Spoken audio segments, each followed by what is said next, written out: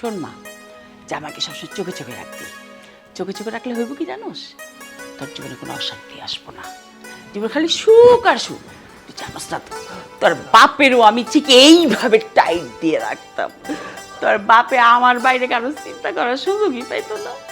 মা আমি তো তোমার জামাইকে টাইট দিয়ে রাখি, কিন্তু তারপরেও মা একটু ভয় তো লাগে, বাকিটা তুমি টাইট দিয়ে দিও। আসসালামু আলাইকুম। বলছিলাম আপনারা মনে হয় কোনো গুরুত্বপূর্ণ ব্যাপার নিয়ে আলাপ করতেছেন। হ্যাঁ হ্যাঁ, গুরুত্বপূর্ণ সময় সবসময় গুরুত্বপূর্ণ হওয়া উচিত। আম্মা, আমি অফিস যাচ্ছি। যাও অফিসে, কোনো সমস্যা নেই, কিন্তু সময় মতো কিন্তু বাড়ি ফিরে আসবা। আর শোনো, অফিসে কিন্তু অনেক মহিলা স্টাফ আছে, খবরদার কোনো টুটা জানা করতে যাও না। সিসি ক্যামেরা চিনো? ওখানে আমার মানুষ সিসি ক্যামেরা আছে। আম্মা, আমি খুব ভালো করে জানি আপনি অফিসে অনেক লোক লাগিয়ে রাখছেন। আমি কোথায় যাই, কি করি না করি, এইসব আমি জানি। কিন্তু আম্মা, আমার এতে কোনো সমস্যা নাই। আপনি আরও বেশি লোক লাগাই নেন। আমি ঠিকমতো অফিস করি, অফিস শেষ করে বাসে আসি। এর বাইরে আমি কিচ্ছুই করি না। সত্যি জানো, আর জানোই যখন এমন কোনো কিছু করতে যায়ও না যেটা আমার কান পর্যন্ত আসে, তার পরিণাম কিন্তু ভালো হবে না তখন। মায়ের কথা শুনলো তো তুমি, মায়ের কথা তুমি অক্ষরে অক্ষরে পালন করবে। আর যদি সেটা না করো, আমি যদি কোনোদিন শুনেছি তুমি কোনো মেয়ের সঙ্গে কথা বলো বা লুকিয়ে ঘুরতে গিয়েছো, তাহলে কিন্তু দেখবে আমার চেয়ে খারাপ আর কেউ হবে না। আরে এসব তুমি কি বলছো? আমি তোমাকে রেখে কোথায় ঘুরতে যাব, কার সাথে কথা বলবো? এসবের মধ্যে আমি কখনো ছিলামও না, আর ভবিষ্যতে এরকম কিছু হবে না। মা, তুই জামাই বাবুজির ফোনটা একটু চেক করে দেখ, দেখ আবার কারোর সাথে কথা টথা বুঝছে কিনা। আম্মা, আপনি এসব কি বলছেন? আমার ফোন চেক করবে মানে? কেন, আজ পর্যন্ত কি আমার ফোনে কোনো কিছু পাইছেন নাকি চেক করার মতো? কথা বলো না, বেশি কথা বলা ভালো না। কে রে, নিচ্ছিস না কেন ফোনটা? ফোনটা নিয়ে চেক করবি না? মা কি বললো শোনোনি? দাও ফোন, দাও ফোন দাও।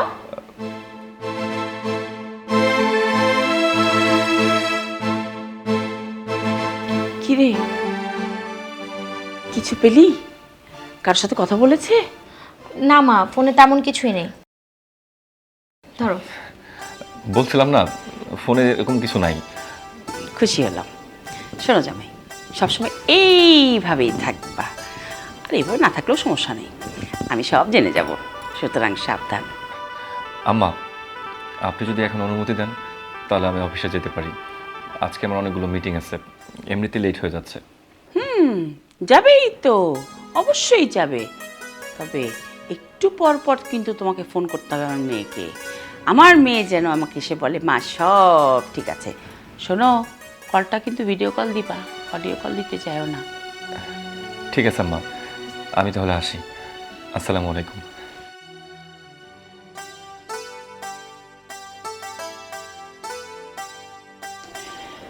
দেখলি তো তোর জামাইকে কিভাবে শাসন করলাম, ঠিক এইভাবে আমার মেয়ে না তুই এইভাবেই শাসন করবি। মা তুমি যে কি বলো না, আমি তোমার মেয়ে আর আমি তোমাকে অনুসরণ করব না?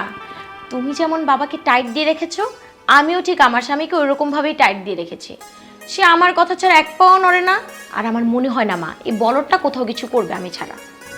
মা তুমি বরঞ্চ বসো, আমি তোমার জন্য চা বানিয়ে নিয়ে আসছি। ঠিক বসো। আছে।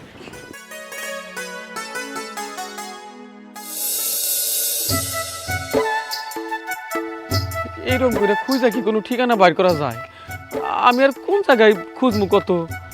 বাজান, তুমি এমনি কত খুঁজবা? একটু আশেপাশে মানুষকে জিজ্ঞাসবার পারো না? জিজ্ঞাস। এই যে বাজান, হলো, তুমি কি এই এলাকায় থাকো? হ্যাঁ, আমি এলাকায় থাকি। তাইলে দেখ হচ্ছে বাজান, এই ঠিকানাটা তুমি চেনো নাকি?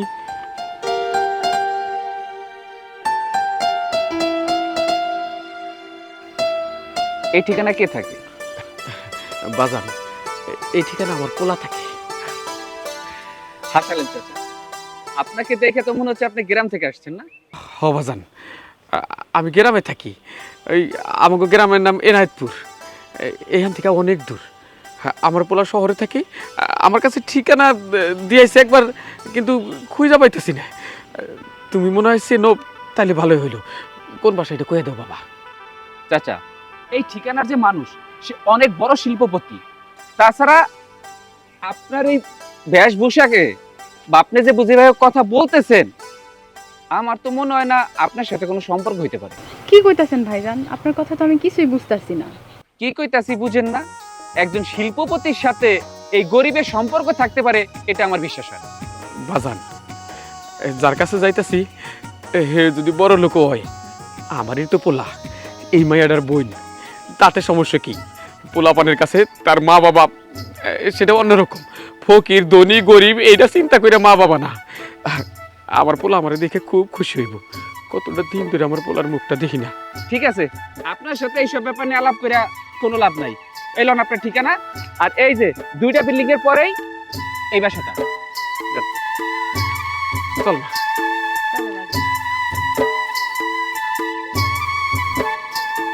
মাগো, ওই লোকটা কইলো না 2 বিল্ডিং এর কথা, যে 2 বিল্ডিং এর পরে, 2 বিল্ডিং এর পরে তো এই বিল্ডিং এ হওয়ার কথা, তাই না? আল্লাহ রে, ভাইজান কত বড় বাড়িতে থাকে। একবার রাজপ্রাসাদের মতো বাড়ি। আচ্ছা, এখানে খাড়ায় না থেকে আর ঢুকি।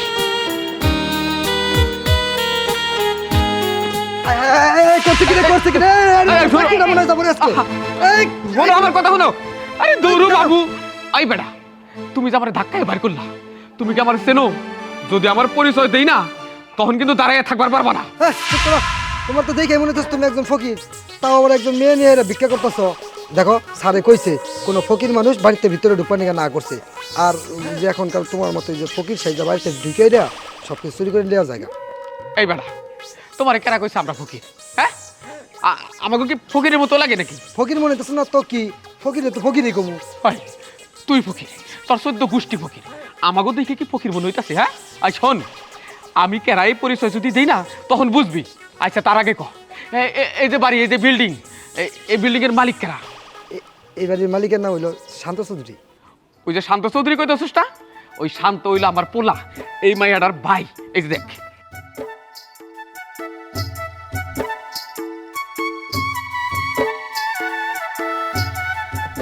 স্যার ঠিকই তো।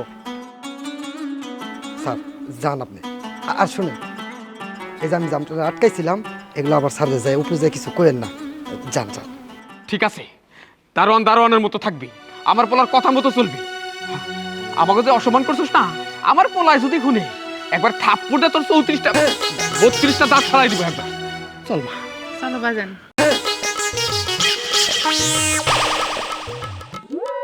হায় হায়, আজকে কি আমার চাকরিটা কি যাই নাকি, কি যে একটা মুসিবতে পড়ছি।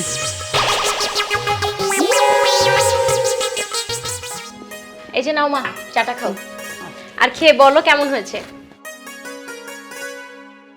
খাবার দেখে তো মনে হচ্ছে ভালোই হবে।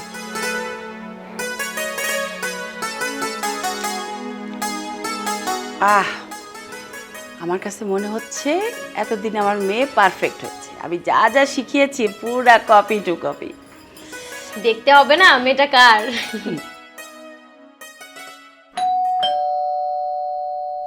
এই সময় আবার কে আসলো? সেটা তো আমিও ভাবছি, ও তো কাজেই চলে গেল এখন। আচ্ছা তুমি চা খাও, আমি দেখছি। আচ্ছা, কে যে আসে অসময়, ভালো লাগে না। বৌমা, ভাবি, উফ, এই আপনার হঠাৎ করে কোনো খোঁজ খবর না দিয়ে, আর তাছাড়া অ্যাড্রেস কোথায় পেলেন? ভাইয়া যখন গ্রামে গেছিল না, তখন একটা কাগজে ঠিকানা লেখা দিয়ে আইছিল, সেই ঠিকানা দিয়ে আমরা বাসায় আইছি। তাও বৌমা, ওই ঠিকানা অনুযায়ী আইছি ঠিক আছে, কিন্তু খুব কষ্ট হয়েছে জানো। ওই শহরের বেবাক মানুষের বেবাক বিল্ডিং এই একরকমই দেখা যায়, চিনবো কেমন করে? তারপরে একটা লোকরে জিজ্ঞেস করলাম, সেই দেখাই দিছি, কিন্তু সে না নানান ধরনের এইটা ওইটা কথা শোনাইছে আমাকে। আপনাদেরকে মানুষ কথা শোনাবে না? আপনাদের গেট আপ দেখেছেন? আপনাদেরকে দেখতে কেমন লাগছে? দেখেই মানুষ বুঝতে পেরেছে আপনারা হয়তো বা কোনো গ্রাম থেকে উঠে এসেছেন, নয়তো বা কোনো বস্তি থেকে। এই জন্যই মানুষ আপনাদের সঙ্গে এরকম বিহেভিয়ার করেছে। বৌমা, এইটা কি ধরনের কথা কইলা? আমরা গ্রামগঞ্জের মানুষ, আমাকে সারা গায়ে মাটি থাকবো, ধুলা থাকবো, এইটাই তো স্বাভাবিক। তোমরা শহরে থাকো, তোমরা চাকচিক্যভাবে থাকো। এই যে দেখো, গ্রামের মানুষের পোশাক আশাক এইরকমই হয়। কয়দিন গ্রামে গেলে দেখবো যে গ্রামের মানুষও তোমার কাছে ভালো লাগবো, গ্রামের পরিবেশও তোমার কাছে ভালো লাগবো। ভাবি, আমরা যখন আসলাম রাস্তার মধ্যে দেখলাম মেয়ে মানুষ না প্যান্ট শার্ট পরে হাঁটতাছে, কিরম যে দেখা যায় আমারটা না একটু ভালো লাগবে না। শুধু তাই না বৌমা, এই ধনী ধনী পোলারা না এই ফুল প্যান্ট না কি পরে জায়গায় জায়গায় সেরা, কই তোকে টাকা পয়সা আছে মেলা, তাহলে তোকে সেরা প্যান্ট পরার দরকার কি কর? আসলে তোমরা ওয়েস্টার্নের মর্ম কি বুঝবে? তোমরা তো থাকো অজপাড়া গায়ে, আর গায়ের মানুষরা তো ওয়েস্টার্ন পরে না, জিন্স প্যান্ট টি শার্ট এগুলো তো পরে না, এই জন্য তোমাদের কাছে একটু এরকমই লেগেছে।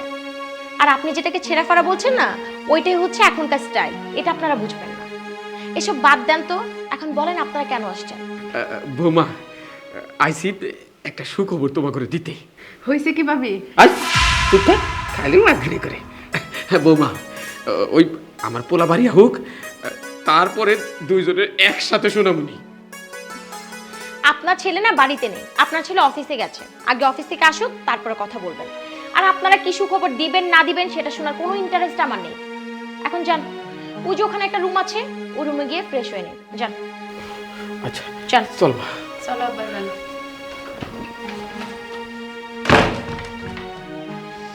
বিরক্ত, উফ,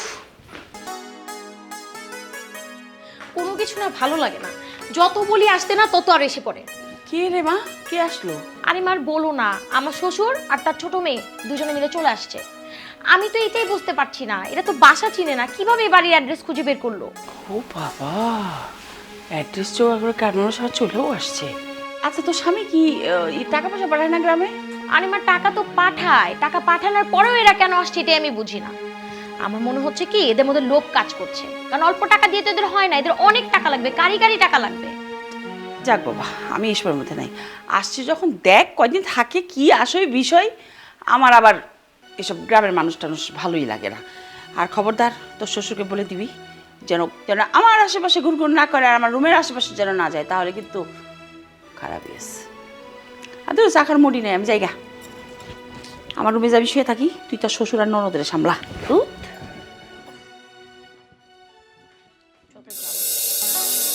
কি হলো আব্বা, ভাত নিয়ে এরম করে বই রয়েছে কে? খাও।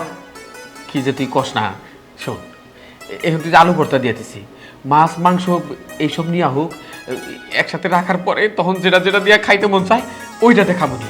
তাছাড়া তুই জানোস না, আলু ভর্তা খেলে আমার গ্যাস্ট্রিক বাড়ে।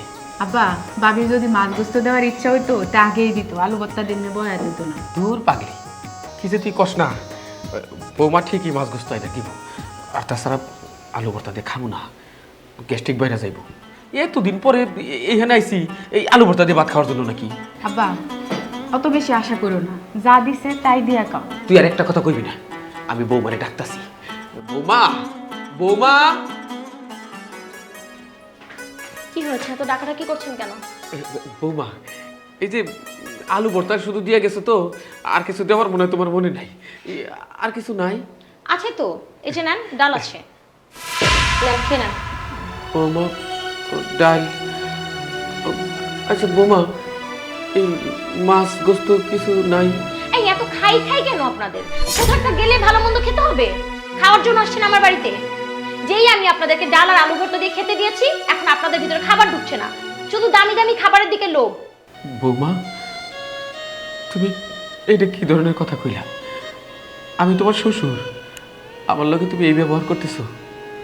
কতদিন পর তোমাকে কাছে এলাম, আমি তো ভাবছিলাম তোমাকে কাছে যাইয়া কত ভালো ভালো খাবার খাবো।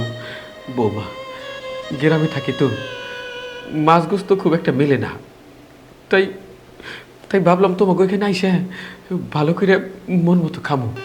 কিন্তু বৌমা, তুমি যে কথাগুলো কইলা, আমার মনে পেট ভরে গেছে, এখন আর মনে হয় খাইতে পারুম না।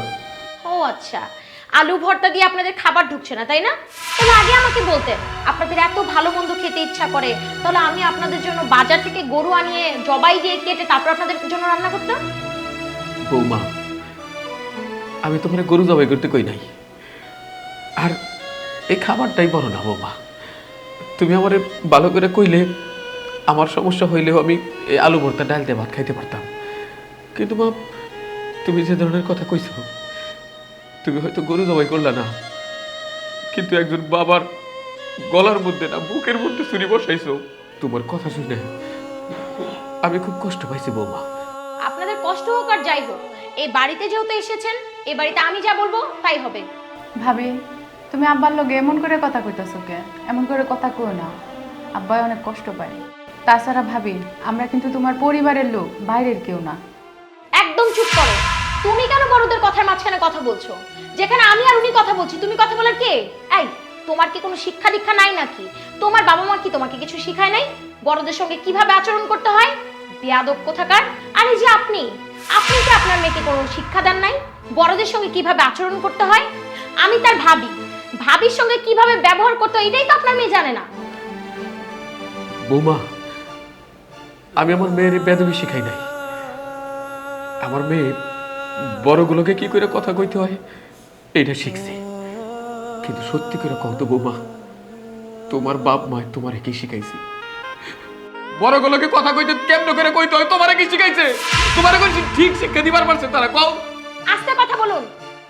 এটা শহর, এটা আপনাদের গ্রাম না। আপনি যেভাবে ইচ্ছা সেভাবে আমার সঙ্গে চিৎকার করে কথা বলবেন। আপনাকে তো সাহস দিয়েছে কে আমার সঙ্গে লাউডলি কথা বলার জন্য? আব্বা, কেন তুমি এইসব নিয়ে কথা কইতাছো? বাদ দাও, এসব নিয়ে কথা করার দরকার নেই। ও মা, এইসব নিয়ে কথা কওয়া ঠিক না। তার কারণ আমরা তো গরিব মানুষ। ওই ধনী মানুষেরা আমাকে যেমন মনে করে আমাকে তেমনই থাকা উচিত। ঠিক আছে বৌমা, আমরা খাইয়ে নিতেছি, তুমি যাও। আর এই যে শুনুন, খাবার সবগুলো শেষ করে তারপর উঠবেন। একদম খাবার অপচয় করবেন না। অপচয়কারীদেরকে আমি পছন্দ করি না। আব্বা, তোমার আমি কি কইছিলাম? বেশি আশা করো না। ও মা, তুই ঠিক কইছিলি, আমারই ভুল। মাগো, তুই পাত খাইয়ে নি, আমার গলা দেহ আর খাবার নামবো না। বৌমার কথা শুনে, বৌমার ব্যবহার দেখে আমার পেট ভরে গেছে।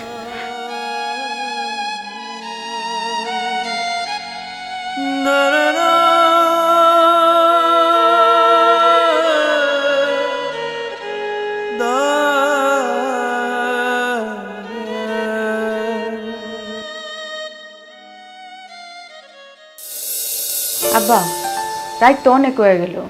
ভাইয়া কি অফিস আইলো নাকি আইলো না? আমগো লগে কি দেখা করতে আইবো না? মারি, মনে হয় শান্ত এখন অফিস থেকে ফিরে নাই। যদি ফিরতো আমাকে কথা হই না কি আর আমাকে লগে দেখা না করে থাকতো। আব্বা, তুমি কেমন আছো? আল্লাহ ভালো রাখছি বাবা, তুই কেমন আছিস? আছি ভালো। কিরে বোন, তুই কেমন আছিস? ভাইজান, কেমন আর থাকমু কও? তোমার বাড়িতে তোমার লাগে এতক্ষণ ধরে অপেক্ষা করতেছি, আর তুমি মাত্রই আইলা। আসলে বোন, আজকে হয়েছে কি, অফিসে একটা জরুরি মিটিং ছিল, এই জন্য চাইলেও আগে আসতে পারি নাই।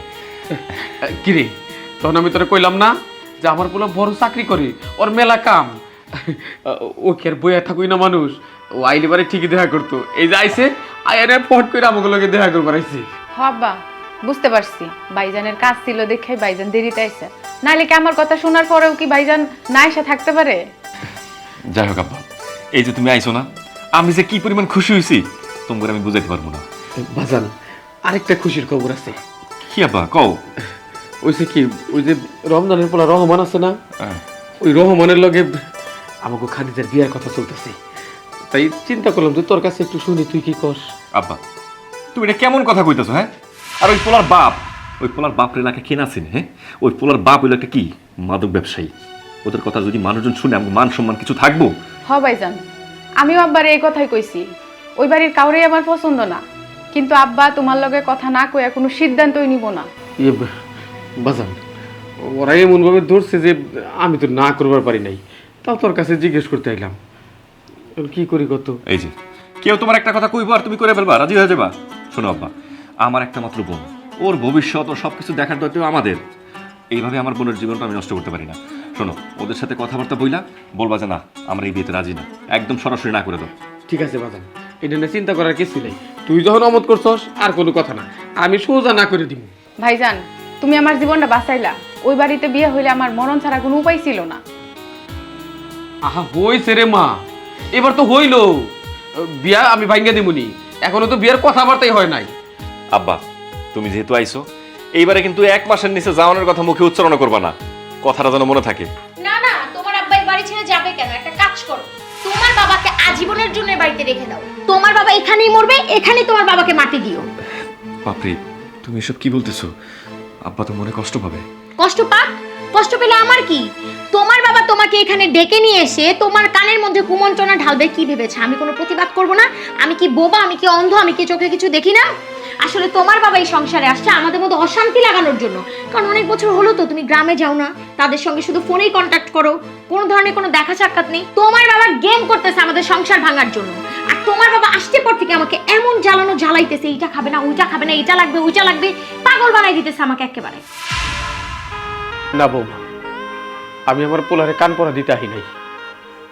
আসলে আমার মায়াটার বিয়ের কথা চলছে তো, তাই ওই ব্যাপারে আমি শান্তর লোকে একটু কথা কইতেছিলাম। কিন্তু এখন মনে হইতেছে যে না, এখানে আমার না হয় ভালো ছিল। আপনি মেয়ের বিয়ে ঠিক করেছেন, মেয়ের বিয়ে দিয়ে দেন।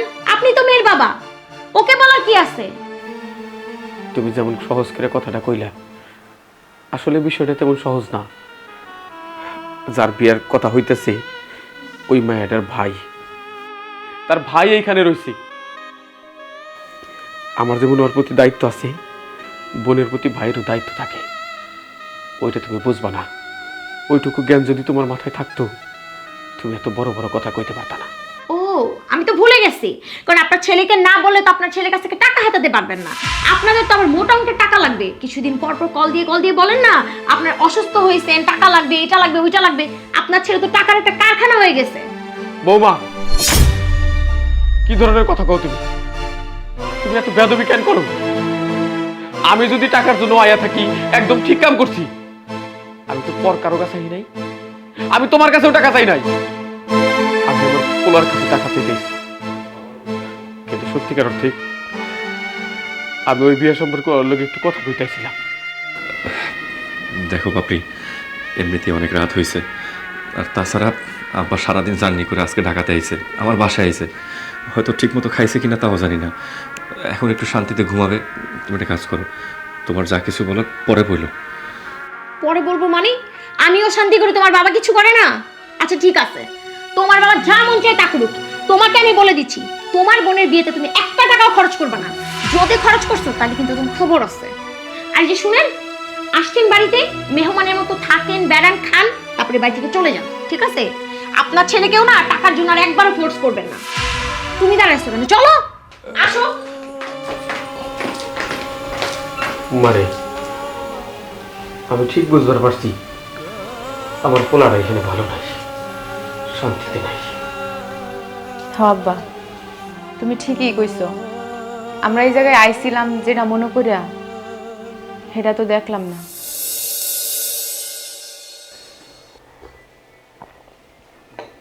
আচ্ছা, তোমাকে একটা কথা বলি, মেয়ের শ্বশুরবাড়ি এভাবে তুমি যদি পড়ে থাকো, এটা কিন্তু ভালো দেখায় না। তাছাড়া মেয়ের সংসার মেয়ে কিভাবে সামলাবে সেটা মেয়ের ব্যাপার। আর তুমি যে এখানে পড়ে থাকো, এগুলো করছো, এগুলো কি ঠিক বলো? এই, তুমি এত কথা বলতেছো কেন? তুমি কি ওই বাসার থেকে এখানে আসছো কি আমার জ্ঞান দিতে? বিয়ের পর থেকে আমি যা যা বলে আসছি সব অক্ষরে অক্ষরে পালন করছো, ঠিক আছে, কিন্তু আমার একটু কষ্ট হয়েছে। হ্যাঁ, যেইভাবে রাখছি বাসায় ঠিক সেইভাবে থাকবা। আর একটা বিন্দু টেরিবেরি করবা তো কিন্তু কপালে শনি আছে। আর আমাকে জ্ঞানটা একটু কম দিবা, ওইটা আমি একটু কম পছন্দ করি। দেখো, তুমি আমার সংসারে যখন যা বলো তাই আমি শুনি, কিন্তু মেয়ের সংসারে এভাবে থাকলে, এভাবে করলে এগুলো তো ঠিক না। বাবা দেখো, মা আমাকে ভালোবাসে আর মা আমার ভালো চায়। মা ভালো চায় দেখেই তো আমাকে একটু একটু সাজেশন করে যেন আমিও মায়ের মতো সুন্দর করে সংসারটাকে টিকিয়ে রাখতে পারি। দেখ মা, আমি জানি জামাই বাবাজি তোকে অনেক ভালোবাসে। আমি চাই না তোর মায়ের কারণে তোদের সংসারটা ভেঙে যায়। কি করলা তুমি? আমি আমার মেয়ের সংসার ভাঙতে চাই? এই সারা জীবন সংসার করে আইসা তুমি লাস্টে আমার এই কথা কইতেছো? তাহলে তো সবার আগে তোমার লগে সংসার করতাম না। আমার মেয়েকে আমি শিখাইতে আসছি কিভাবে সংসার করতে হয়। তোমাকে কি আমি ধরে রাখিনি? তুমি আমার সংসারে থাকো নাই? আচ্ছা মা, কত এই পর্যন্ত তোরে আমি কোনো কুপরামর্শ দিছি না? তোর বাবা কি করে এটা? আমার তো শরীর চলে যাচ্ছে গা। বাবা তুমি কিন্তু এটা একদমই ঠিক বলনি। মা সব সময় চায় আমি যেন সংসারটাকে ধরে রাখতে পারি। শুনে আর দেখো, মা যদি আমাকে তাই না শেখাতো, মা কি তোমাদের এত বছরের সংসার ধরে রাখতে পারতো? পারতো না তো। তুমি চাও তোমার মেয়ের সংসারটা ভেঙে যায়, এই জন্য তো তুমি এখানে পড়ে আছো। বাবা তুমি এত কথা বলো না তো। খাবার সামনে নিয়ে এত কথা বলতে হয় না, নাস্তা খাও। আব্বা এই জামাই বাবাজি তুমি কি করতেছো? জামাই বাবাজি তুমি এটা কি করতেছো? আমি একদমই গ্রামের মানুষ পছন্দ করি না। আর সবচেয়ে বড় কথা মা, আমার তো নাস্তা খাওয়া শেষ। আর মা তুমি শান্ত হও। এই যে তুমি শান্ত, তুমি জানো না যে আমার মা কি পছন্দ করে আর কি অপছন্দ করে? তুমি এখন কেন তোমার বাবাকে নিয়ে আসলে নাস্তা টেবিলে? তুমি তো জানো আমার মা সবার সঙ্গে বসে এক টেবিলে খেতে পারে না। আমি তো বলেছিলাম বাবাকে আমার বাবা মায়ের খাওয়া শেষ হলে তারপরে আমি ওনার রুমে যেয়ে খাবারটা দিয়ে আসবো। এইটুকু কি তোমার বাবার ধৈর্য ধরতে পারলো না? আর এই যে বাবা, আপনি আপনার ছেলে আপনাকে ডেকে নিয়ে আসলো আর আপনি অমনি করে চলে আসলেন। আপনি কি জানেন না আমার মা আপনাদেরকে পছন্দ করে না? আসলে হয়েছে কি, আব্বা তো অনেকদিন পরে আমার বাড়িতে আসছে, আর একসাথে বসে তো খাওয়া দাওয়া অনেকদিন হয় না। তাই আব্বারে বললাম, চল আব্বা, বাড়িতে সবাই আছে, আমরা একসাথে বসে নাস্তা করব। আব্বা আসতে চায় নাই, আমি আব্বারে জোর করে নিয়ে আসছি। আর আইসে যেহেতু পড়ছে, এখানে একটু বসুক না আম্মা, বসে আমরা সবাই একসাথে নাস্তাটা করি। এই তুমি কিন্তু ভুলে যাইতেছো সবকিছু, আমার মুখের ওপর কিন্তু মুখ চালাচ্ছ। আমার কিন্তু এটাও পছন্দ না। বাজান, আমার তো আসলে হচ্ছে এক টেবিলে খাই অভ্যাস নেই। তার সাথে বরং আমি মাইজাতে বইয়া খাই। গ্রামের মানুষ, আমি বাড়িতে যেমনি খাই এখানে অমনি করেই খাই। এখানে আমি খাইতে পারব না, আমার এখান থেকে নিয়ে আসো। না বিয়ে সাহেব, আপনি কোথায় যাবেন? আপনি আমাদের সাথে বসে খাবেন, বসেন এখানে। আরে বাবা, তুমি তোমার খাবারটা খাও না। তুমি কেন তোমার খাবার রেখে আমাদের সঙ্গে এভাবে কথা বলছো? আম্মা, আমি বলছিলাম কি, আব্বা তো সবসময় আমার বাড়িতে আসে না, আর এখানে সবসময় থাকবেও না। অনেকদিন পর যেহেতু আমার বাড়িতে আসছে, হয়তো 2-4 দিন থেকে চলেও যাবে। তাই যে কদিন বাড়িতে আছে একটু কষ্ট করে আপনি সব কিছু সহ্য করে নেন। আমরা যেহেতু সবাই এখানে আছি, সবাই একসাথে একটু বসে খাই, কথাবার্তা বলি, এতে করে আব্বার মনটাও ভালো হয়ে যাবে। কেন আমি কেন কটা দিন মানিয়ে গুছিয়ে চলবো? আমার এসব মানিয়ে গুছিয়ে চলার কোনো অভ্যাস নাই। আর এই গ্রামের মানুষ আমি মোটেও পছন্দ করি না। আর কি আর বলবো, ওনাকে বলো যে ওই কর্নারে একটা মেঝেতে বসে এই নাস্তাটা সেরে নিতে। দাঁড়িয়ে আছো কেন শান্ত? তুমি কি শুনলে না মা কি বললো? যাও তোমার বাবাকে বলো মেঝেতে যে খাবার খেতে। দেখ মা, এরকম করে জামাই বাবাদের সাথে কথা বলিস না। জামাই বাবাজি, তোমার বাবাকে এখানে বসাও, দেখি কে কি বলে। বিয়ে সাহেব, এই সামান্য একটা ঘটনা নিয়ে সবার মধ্যে এরকম অশান্তি হোক, এইটা আমি চাই না। আমি গরিব মানুষ, আমার তো আসলে সবখানে বইয়া খাই অভ্যাস আছে।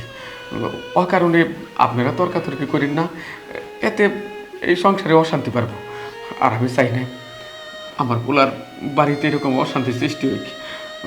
আমি ওইদিকে যাই খাই, তাতে আমার ভালো লাগতো। আপনি কেন কথা বাড়াচ্ছেন? আপনি না সব নষ্টের মূল। আপনি যদি এখানে কথা না বাড়িয়ে মেঝেতে যে সুন্দর মতো খাবার খান, তাহলে তাতে কিছু হয় না। দাঁড়িয়ে আছেন কেন? যান। মাগো, আমি তো গ্রামের মানুষ, আমার শরীরে একটু গন্ধ হইবার পারে। এটা তোমার কাছে হয়তো গন্ধ লাগতেছে, খারাপ লাগতেছে, আমার পোলার কাছে গন্ধ লাগবো না। তার কারণ এটা তো আমার পোলা। বাজান, তুই না আমার লগে খাইতেছিলি, তাইলে আমার লগে চল, ওইখানে তুই বাপ বেটায় মাই যেতে বইয়ে খাইনি। চলো বাবা।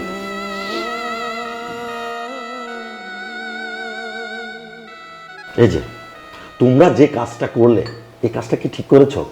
জামাই বাবাজিও কষ্ট পেয়েছে, বিয়েও কষ্ট পেয়েছে। তুমি না অতিরিক্ত করতেছো কিন্তু। বাসার থেরাপিগুলো কি ভুলে গেছো? হ্যাঁ, এখানে আইসে বড় বড় লেকচার মারতেছো। কি গলাটা কি বেশি বাড়তেছে না মনে হয়? বাসায় যাওয়া লাগবে না? তোমার যদি নাস্তা খেতে না মনে চায়, এখান থেকে উঠতে যাও। যাও তোমার ছেলে। বাপরে, মা মাথা ঠান্ডা করো। বাবা তুমি এখনো বসে আছো কেন? যাও না। তোরে আগে বাড়িতে নিয়ে আনি, তারপর কেমন খেতন দেওয়ার লাগে তখন আমি দেখি, বুঝবি। মা, আমার মাথাটা গরম হয়ে গেছে। মা তুমি ঠান্ডা করো, প্রেশারটা হাই হয়ে পানি যাচ্ছে। পান করো, পানি দে বাবা।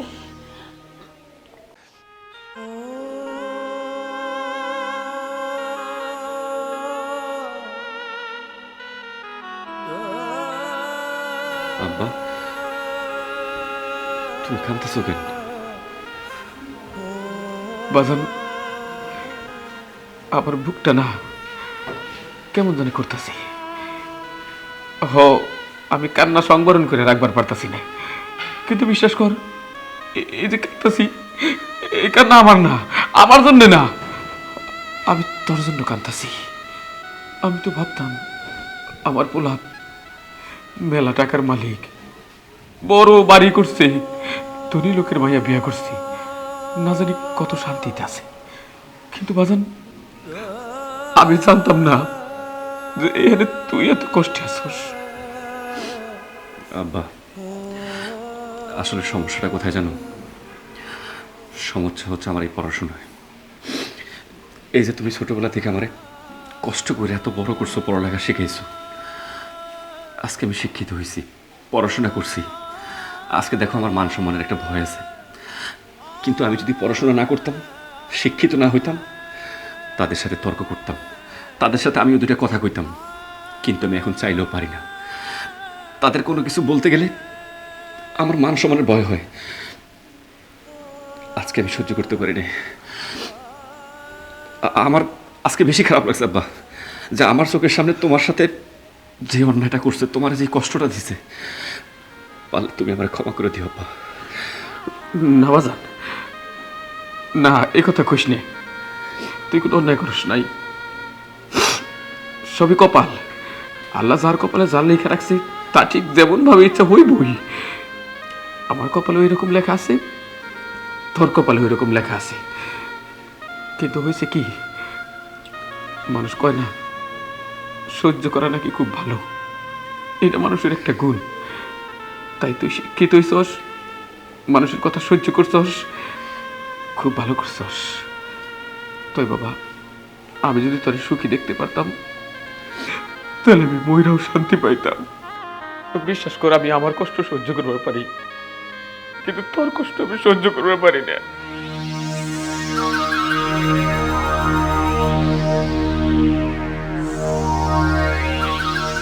জামাই বাবাজি, তুমি এই বিষয়টা কিভাবে মেনে নিতে পারলে? হ্যাঁ, তোমার সামনে তোমার বাবাকে যা না তাই ইচ্ছে করে অপমান করলো, আর তুমি এটা কিভাবে মেনে নিলে বলো?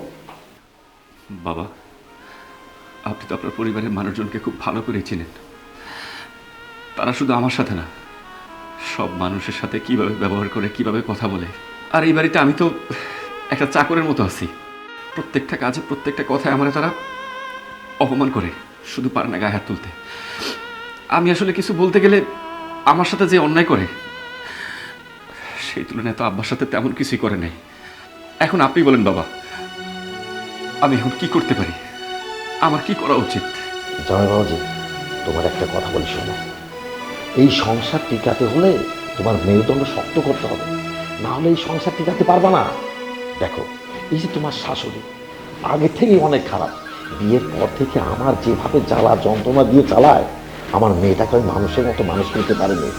এখন তোমার সাথে আমার মেয়েকে বিয়ে দিচ্ছি, এখন তোমার এই সংসারে এসে কুবুদ্ধি দিয়ে আমার মেয়ের মাথাটা নষ্ট করে দিচ্ছে। তাই বলি কি বাবা, তুমি শক্ত হও, নিজেকে শক্ত করো। আপনি একদম ঠিক কথা কইছেন বিআই সাহেব।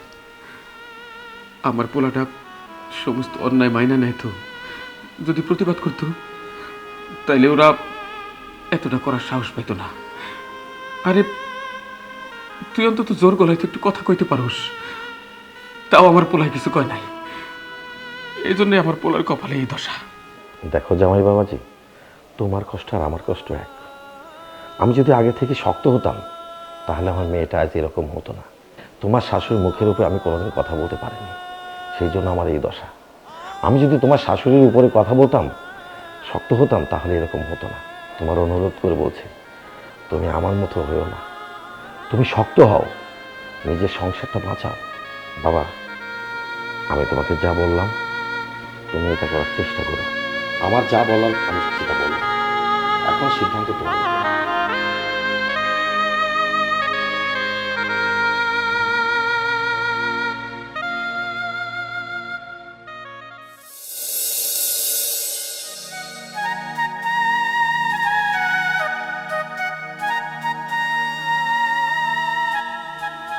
আর একটা বার চিন্তা করে দেখ, তুই কামটা ঠিক করতেছিস কিনা। আব্বা, আমি চিন্তা করে দেখছি। কোথায় যাচ্ছে ওনারা? তুমি কোথায় যাচ্ছ? আব্বা চলে যাচ্ছে। কি? উনি চলে যাচ্ছে? আলহামদুলিল্লাহ, লাখ লাখ শুক্রিয়া।